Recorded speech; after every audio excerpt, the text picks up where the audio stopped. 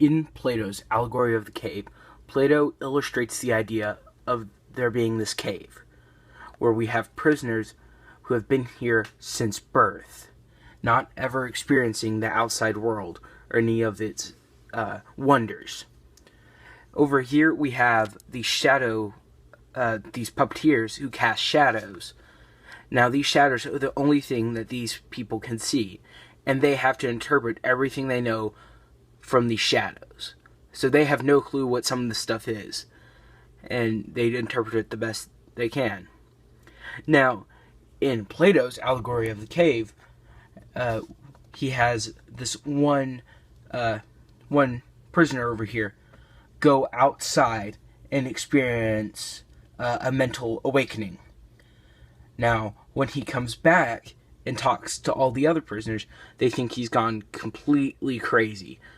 He's been telling them everything that he's seen with the outside world and all the new wonders and what everything is. But now, because he spent so much time out here in this mental awakened state, he can no longer interpret the shadows.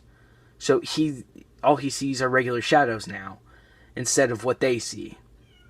This makes them scared and confused, and they more or less think he's been poisoned, and they shun him. They don't really let him have another, quote, normal life in the cave anymore. Now, with this illustration of all this story, Plato kind of makes it mesh into what had happened in his real life.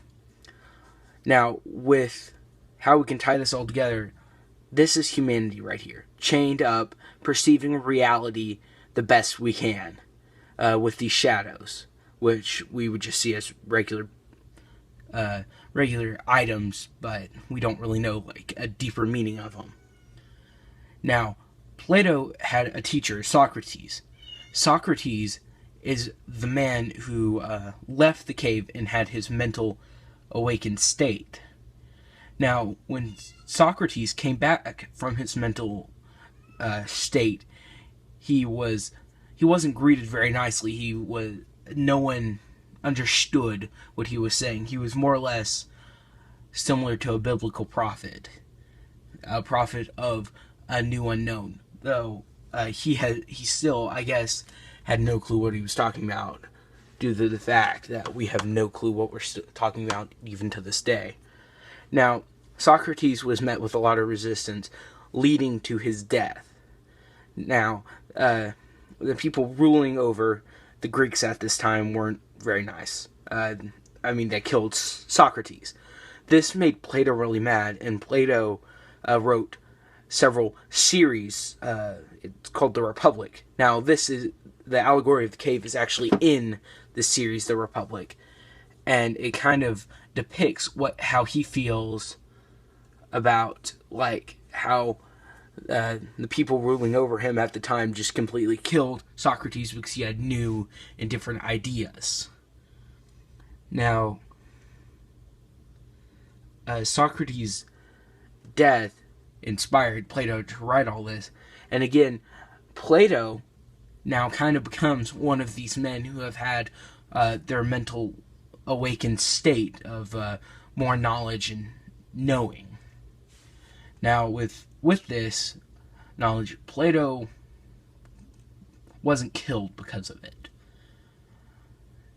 With this, we actually learned more about the world and how it is perceived everywhere. And because of this, we have a different insight into the human condition altogether. And though we don't necessarily know Plato's intention for writing the allegory of the cave, I think he's trying to incite the idea that even though people may be having these weird, crazy ideas, that they still may be right. Everything is relative, and we have no way of interpreting it. We just kind of have to do it ourselves. And that's kind of what humanity is right now, and how it will be for a long time. This has been Allegory of the Cave. Will Smith, Ms.Basham's class. Goodbye.